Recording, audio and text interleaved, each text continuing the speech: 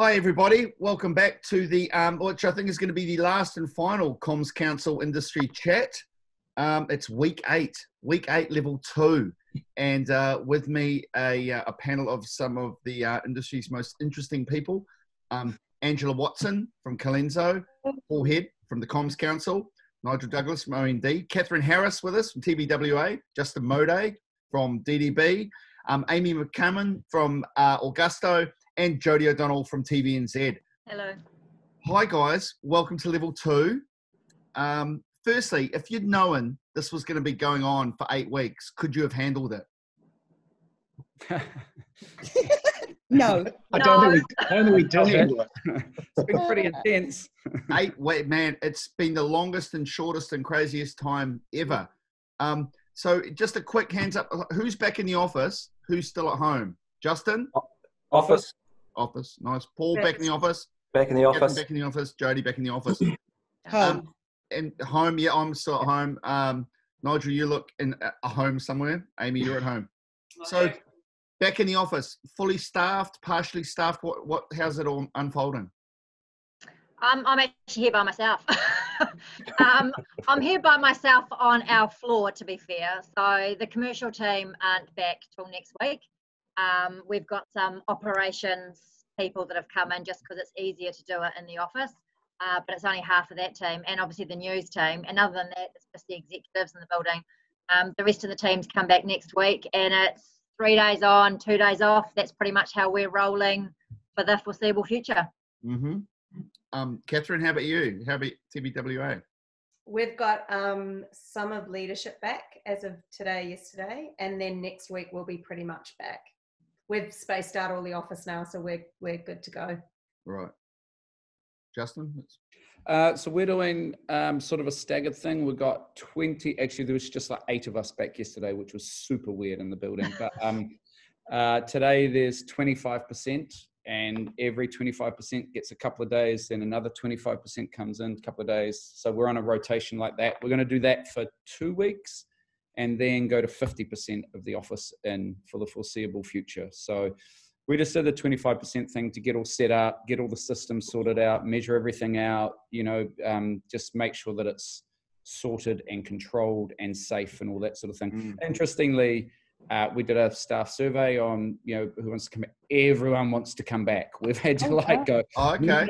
Whoever thought everyone wants to come in, right? But we're having to go, no, you're not on the list for these days. You've got to stay at home for a bit longer. So that's interesting. We found the opposite. So did we. Yeah. Yeah. So did we. DDB has really good coffee, though, in fairness. So don't get me wrong. There are pockets of people who would prefer to work from home. And I guess the interesting thing now will be working out the right balance, right, of how much we're going to embrace working from home or working remotely or flexible working. We had some of it in play, but nothing like we could going forward, and so figuring that out, how you get the rhythm of the agency going still and a culture going and be there when you need people to be there for those hallway conversations and those really cool meetings where you all just pile in versus quality thinking, creating, interesting time elsewhere. And transition's quite tricky too, because you've then got half your workforce, kind of in the building and half out. And it's actually worked surprisingly well, I think, from an efficiency point of view out of the office. But, is that going to continue when half the people are in? So the transitions. Amy. I was just going to say agency people, Catherine, Justin, Ange, what are you doing policy-wise on that? Because we've been talking to our staff about it, but we haven't sort of formulated any great plan yet, other than there are some people, interestingly, the creative people who are like, no, I love the space, I'm churning out so much more work. And then all the suits and producers who are like, I need a team around me to get my job done. So there's sort of been a real mix of views. Yeah. Heaps of juniors as well, like wanting the contact. Do you know what I mean? Like, I think when you're been around a bit longer, you can self-direct and self-motivate and all those sorts of things. But I think there's a bunch of people needing guidance and a bit of training and help and stuff. We don't know yet. We're figuring it out, to be honest. So we had flexible working on a case-by-case basis. We had, I don't know, maybe 20 people in the building who were doing various things that suited their life circumstances and all that sort of stuff. But it'll be more going forward. You know, we've been talking about ideas like, you know, do we say that some times of the week are mandatory that everyone's in? You know, but other days or other times of the week, we could be more flexible to you work where you want to work or something like that. We still think there's moments when you want everyone all in, you know, but you know, it'll be, we're trying to figure that out at the moment. It'll be fun to see what we do. I was reading something earlier today from Michael Roth, who's the global CEO of IPG, and he was saying that there is absolutely no hurry for any of their agencies around the world to rush back to the office. They've seen no impact on efficiency or productivity anywhere in the world from people working from home, which I thought was really interesting. FCB's IPG, part of the IPG network, and Michael said... I'm cautious about that on a couple of fronts. I mean, it has only been 8 weeks under circumstances. And then secondly, I see a whole lot of holding companies looking to save property costs, you know, like, I read that as well. And I thought, I get it, but let's see long term what happens, you know. I think, you know, one of the things we talked about on one of the earlier calls was, you know, the productivity and efficiency and all that kind of stuff. And, you know, for me, what I want to be able to do through this is redefine productivity. You know, that's still kind of my personal aim. But what people have really enjoyed is the freedom of choice. Yeah. You know, and to manage their own day. And again, you know, there are times that's possible and times that it's not. But I think the hardest thing in this digital environment is culture. You know, how do you actually have that kind of collective culture? I think the biggest issue is, off the back of that, Ange, I think the biggest issue is because I think it actually is more efficient. There's no faffing. You're getting through. That's why everyone's so tired. You know what I mean? Like there isn't any corridor conversations. Everyone's just like, you know, work. But I think that I noticed that was most significant is the resetting of priorities. Right. So as soon as you start to get into what is essential and what is not, you know, it changes the whole paradigm. And I think that's the bit that we want to probably carry through into, you know, level 2, level 1 is reasserting, using the Corona circuit breaker to reassert what actually is important and what is not. You know, that's kind of the thing that we're doing. Yeah. I think it's around how we use our time from a productivity point of view, because as an industry, we spend a lot of time face to face with agencies, with clients, with customers, and actually it can take 2 hours to have a half-hour meeting sometimes by the time you've travelled across town and come back, right? So I think that's one area that we could learn a whole lot more from in terms of actually you could do it over Zoom, right? Yeah. Still having it face-to-face, it's still much better than a phone call, but actually you become really productive with your time. Yeah. It's just funny. We don't want to turn into robots, right? No. Like eking, you know, every minute out of the day. But certainly I reckon there's probably a balance, you know, there's a new balance that we can find. I think we're going to find that, aren't we? I think that we've all become kind of Zoom capable over the last 8 weeks. And I think what we'll probably do is we'll incorporate it in those Friday afternoon meetings that perhaps you don't have to drive across town. You can just do a Zoom, you know. But, I mean, we're always going to be wanting to go back into the office because who's missed the morning teas? You know, all of the brioches and the muffins. I think that in itself begs another question, because, you know, I went into the office yesterday and you just see all these 1.8 meter by 400 millimeter desks, and you think, why is that environment like that? You know, why do we feel we have to sit at that object? And one of the people in my team said, when we transition back, can I keep my big screen at home? And that actually just set off this chain of thought where I went, hey, actually my home base, or home can be the base, but I'll take my laptop to work, which is sort of the reverse of what I was, you know, doing. I imagine we were all doing previously. That it should be an environment that is much more conducive to working, you know, in collaborative ways. You know, there's pods of desks and. Just building on your culture point, Angela, one thing we've been talking about, like, you know, part of our job is to create an environment, physical, but just, you know, broader than that environment, where people feel like they're safe and they can do their best work and throw their silliest ideas into the conversation and, you know, and, you know, bring everything forth without hesitation to make the work better or be themselves and stuff. And that, you know, to your point about how do you do that if everyone's disparate? I think was it Marissa Mayer when she went into Yahoo, you know, who's obviously a champion of equality and modernity and working differently and stuff. But she was the one who cancelled everyone working from home. Everyone got cancelled, and you had to come into the office, and there was this big uproar because, of course, they'd swung the pendulum the other way. And she was like, there was no culture, there was no momentum, there was no direction. Yeah, see, the interesting thing about that is we've got a really, really strong culture. You know, our engagement levels are really high. And I actually reckon that it's been quite good for the culture. The thing that I've noticed, even with external parties, with clients and stuff, because you're sitting here in a Zoom meeting in your bedroom and in your t-shirt, and in Justin's case, usually his undies, you know, it's very leveling. There are no barriers. There's no like facades being put up. Oh, nice, Justin. Nice. That's good, well, full suit, not just a shirt and jacket. I've changed 2 nappies on Zoom in this 8 weeks. If you haven't done that. Go Amy. It's very leveling. But it's Nigel, interesting. to your point, I think you know when you think about the example Justin just raised, I think there is an issue of scale in there as well. Yeah. I think it's much harder for an organisation that employs hundreds or thousands of people to build that culture and keep it going in an online environment. Where probably for a smaller organisation, it is easier. Well, we've got 170. So and we've actually found. Sorry to cut you off, Monet, but we've also got offices across Auckland, Wellington, and Christchurch, and I found that there's another benefit there because that's actually made the 3 geographically disparate offices more connected. So we have weekly VUIs, as we refer to them now, a virtual HUI, and normally that would be independent across each office, but we've been connecting across the country through the crisis and stuff, and that's actually forged greater connections through all the offices in different markets. So we're by New Zealand standards, we're the largest. So actually, we found it to be quite useful. I agree. It's let us do quite different things as well with all our global talent.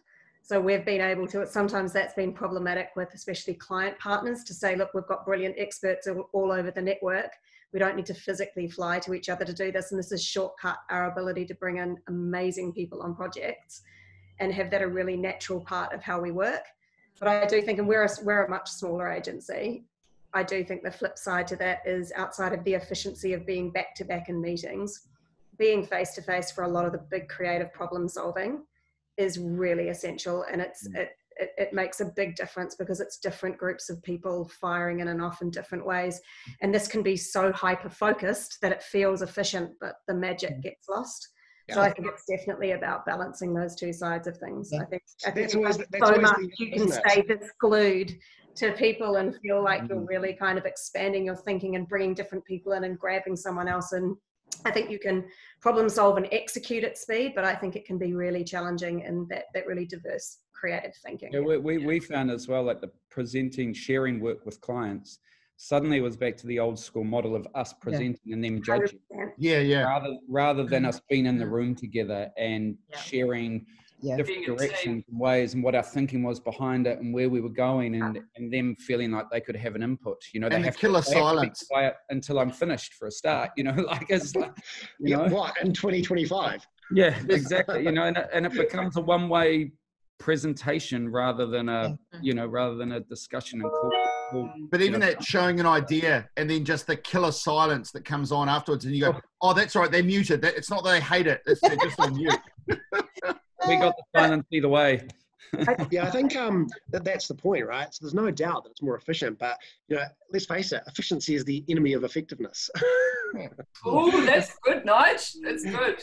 I also reckon there's this thing that, and we talk about it at work when we get into conflict, that at the heart of all of the conflict in our company, and I would say in every creative industry, is fear, right? Because every single one of us have fear that our ideas or our strategy or our thinking is not good enough. Every single brief you come to, every time you have to put it out there, you're scared that it's not going to be good enough. But at least if you're in person and you can have those tentative conversations, is really different to putting it on a piece of paper and screen sharing it or putting it into a PowerPoint and sending it around. And I feel like that fear potentially working like that will hold people back. Whereas when you're in the group, at least you can have the conflict together and overcome it together. So I actually think it could, enthusiasm and energy and support. Yeah, all of those.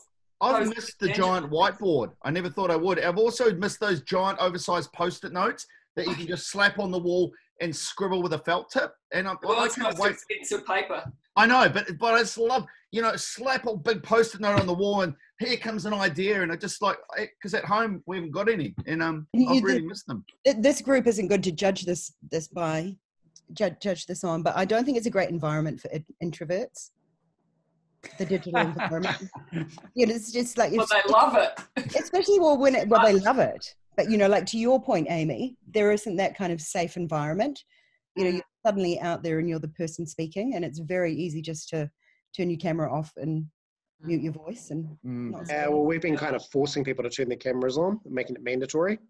So you can't just sit there and be a passenger. My God, my 12-year-old boy gets that from his school. Yeah. You must have your camera on. That's so that they know that they're there. Yeah, exactly. What is it about talking to people over 70 and you only see the tops of their heads or the noses? What's everyone done about this? When you're in a meeting, you can leave the meeting room to go to the bathroom. So how have you been coping with that on the virtual environment? I told you on the first one, I took them with me. Without taking it into the bathroom. I have done it a few times where I've just walked away. I thought, right, I'm just going to walk away. Actually, and you make a really good point, actually, because I was just thinking, I really want to get a beer, and I thought, I wasn't sure how to do it. But so what I'll do is I'll just good work, Pete. It's enough for all of us. Oh yeah, sorry, come around. Thanks, that was like a real man's fridge, isn't it? Booze in it. Oh, cheers. Pete, I do think outside of the kind of technology shift, I do think there's nothing like a crisis to get people moving quickly. And I think one of the outcomes from this is going to be people's understanding that actually some of the things we take a very long time to do not need the amount of time that we spend on them. Everything from, imagine if we all went to our clients and said, you need to transform to a working from home model. It would be, yes, that's an 8-month project and that's several $1 million and there'll be 1 million experts, or it could happen on Monday within a day. Yeah. And I think a lot of that happens around our job too. And I think we've definitely noticed that with our client teams is how much faster we can move without compromising quality and creativity. There's a lot of churn in there just based on, because that's the way we feel we need to be inclusive instead of that's the outcome we need.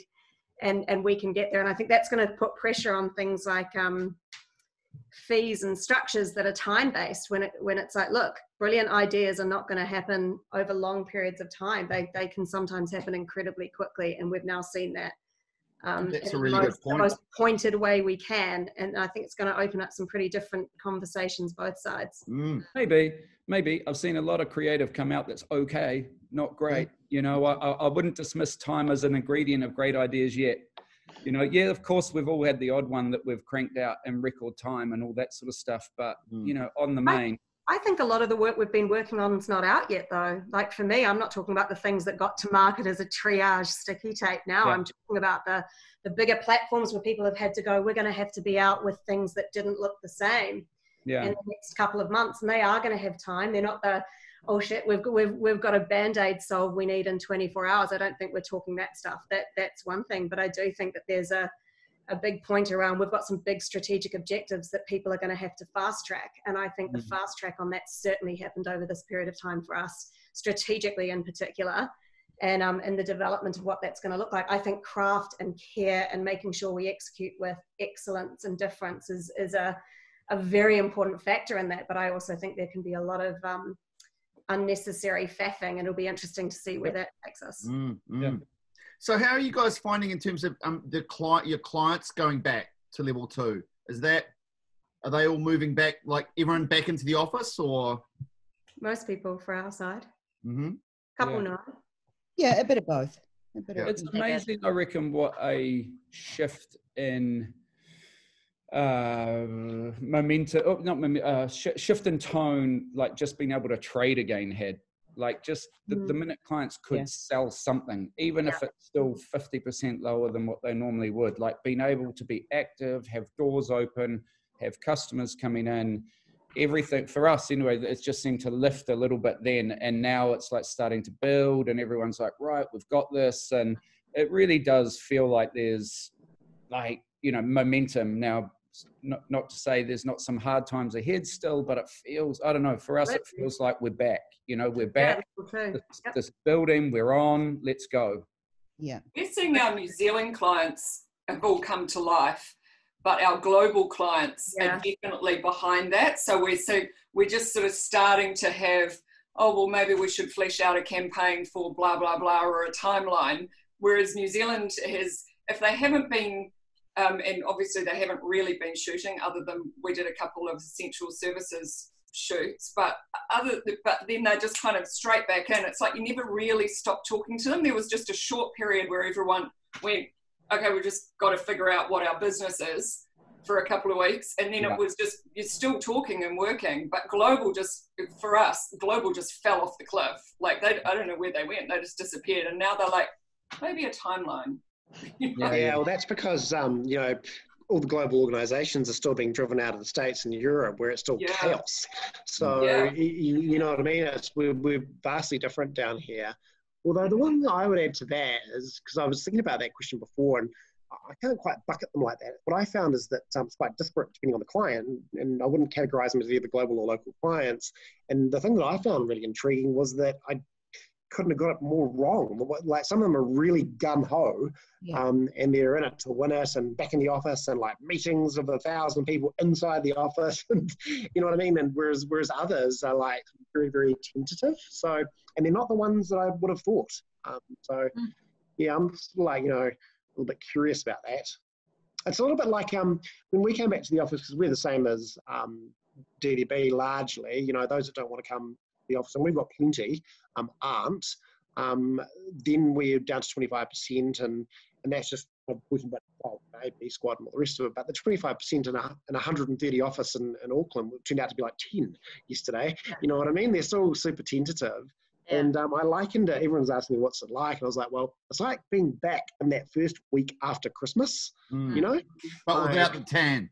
It's just like you're in no man's land. It's kind of how I've felt it, as you kind of figure out that you know, what's the new routine. All the gym classes are at different times. Who's in the office? Who's not? What are we doing? You know, it's like it was actually I walked up and down the office too, and it made me realise how much of a student flat it looks like, you know, because everyone just walked out and they left, you know, there's jackets, there's still gym bags, there's still stuff everywhere. So, you know, maternal side of me just wants to clean the bloody place out, right? 'Cause it's just like a bit of a reset time. You know, unlike Christmas, instead of having a week and 2 weeks, people saying, oh, what did you get up to over the holidays? No one's going to say, what did you get up to over the lockdown? Because we all know. So we cut out all that needless conversation. Did you have a good lockdown? What do you think? What did you get for lockdown? I found it quite funny seeing people, because yesterday in the office, they were all people I'd seen a lot on Zoom. And again, it's just like, you know, social media and following people's lives. It didn't kind of, you know, suddenly seeing them in flesh and blood didn't really make that much difference. No. Well, I've seen Justin more now than since we worked at Saatchi's years ago. Awesome, hooking up all the time. Amy, are you seeing any production coming in, or starting to see productions coming in from overseas? Is that something people are starting to look at as New Zealand unlocks? That is a really good question, because we've got New Zealand shoots next, or actually we've already done one this week. So the New Zealand stuff's quite active. I haven't seen anything booked and confirmed, but we know that people are searching for line production in New Zealand. And so we're working with quite a few other New Zealand companies that do a lot of export work, like animation companies and stuff, to buy search terms and things like that for people looking for line production. But one of the big things that's holding that back is the New Zealand quarantine. That would slow them down. And what we find with American clients, particularly with line production, is they're a lot more hands-on than New Zealand clients. They're a lot more possessive of the jobs, for example. So we're really interested to see if some of them will go, actually, let's trust New Zealand to get this job done. We've done our first shoot this week. I got to say, the Film Production Association Industry, whatever it's called, amazing job at just working with WorkSafe, working with Ministry of Health, coming out really quickly and going, right, here's the protocols, really here's clear. how you do it. Yeah, they've been amazing. And you feel really secure, you know, you're like, great, we can do a shoot, let's do it, and follow the rules. And they've done a really good job at sorting that out. Yeah. Jody's on the move, I see. Jody? Well, the lights turned out. I was sitting here, literally by myself. The lights turned out because I hadn't moved, obviously. You're just showing off all the extra space you have. Nice. He's moving into KK's office. I came in, nowhere to lie. I did a cartwheel down the middle of the sales floor because there was nobody here, and I just felt like I had to do something radical. Do it now, Joe. Let's have a look at that. Radical. Well, I could, but I won't. I think you're lying. No. Hey, so guys, look, maybe just kind of as we head towards wrapping it all up, a predict. I mean, this the whole lockdown's been full of everyone making predictions. But what would be one thing that you think that we take out of lockdown? Just one thing that you'll still be doing in 6 months. Something you've learned during lockdown that you might find useful, or that you think, like, as an industry, we might still be doing 6 months or a year from now. I'll venture on that one, and this is back to that kind of New Zealand's position in the global market. But I think New Zealand has come through this really well, and we're feeling confident. And the same as what we saw after the deregulated markets in the 90s, where the economy got really shaky for a while, but then we really accelerated. And I think we're going to see the same thing. I mean, it's Kiwi confidence. We've got great creative offerings here, and I think this sets us up to be really strong on a global stage. I agree. I don't think that the future is as bleak as a lot of people are picking it to be. I think we've come through, as Amy said, I think we've come through this thing really well. If you look at some of the countries that are kind of ahead of us, China, apparently their ad spend is back to 100% of where it was before the virus. Now they got some problems in front of them. I think the other thing that gives me a degree of confidence is that Treasury is saying that unemployment's going to hit 9.6%, but they expect that to kind of be back to pre-COVID levels within 18 months to 2 years. Now that doesn't say to me that we've got a long, deep recession in front of us. We've got some issues and challenges around employment, but by definition, we will have an economy that's growing jobs. If unemployment is going to be back to where it was 3 months ago in 18 months to 2 years, the economy must be growing. So I think, personally, I'm a glass half full kind of guy. I don't think the future looks as bad as what some people are making it out to. Yeah, and I my prediction is that actually the really good marketers out there are just going to continue to excel. Because I think the ones that have been able to build confidence with their, senior team and continue to invest or pivot their strategy, I think they'll really stand out in times like this. So I think you watch out for those, those really excellent marketers. Yeah, it's kind of, when the going gets tough, the tough gets going, right? So I think for me, it's just like I said before, prioritization. I'd liken it to building a thing, like a computer system where you just plug in bits and, upgrades, and you've had it for donkey's years and it's turned into a bit of a Frankenstein. And, the coronavirus has kind of given us an opportunity to, pull out of the plugs and kind of start again a bit and reprioritize what's important and what's not. I just think we do a whole bunch of stuff to Catherine's point, that has become a paradigm, and that's just been, completely broken in a good way, I think. So that's certainly my perspective, is like, forget about what we did yesterday, let's start thinking about what we're doing tomorrow. And maybe a good mantra for us all then, when life starts to feel a little bit more normal, is how would we have handled this in a COVID world? Because there are lots of things we do just because it's the way we've always done them. And if we apply the COVID logic, that's perhaps not a bad challenge going forward. That, I think that's the thing for me. I love the optimism that people have expressed, and I love that idea of reprioritization. But I think ultimately, it has been a circuit breaker, and all the stuff that we did just do because it's the way we've always done it. Just feels like we're on the cusp of, it's an opportunity to change all that, to do things differently and prioritize what's important. And it extends to home life as well, I think. Oh yeah, that's what I meant. Like across the board. Yeah. Or if we could go back and do it again, I'd bring some giant post-it notes home. On the wall. I did. Did you? See, I wouldn't have thought of that because I'm not. I just don't want them, in the picture because then it's kind of like I stole them from too nerdy. Always a good suit, Ange Watson. Yeah. Well, I know. Great thinking. I brought them big pens too. I'm totally fascinated to see how much does change and how much doesn't. Yeah. I keep going on about it to anyone around me for the last 4 or 6 weeks. There's the whole school of thought that takes millions of years for human instincts to change and to really fundamental level, and then we've got ingrained behaviors, and the minute we can get back to what we were doing, we will. Witness McDonald's on day one opening. The minute we can get back, the minute we can get back to those familiar things and do that, we will.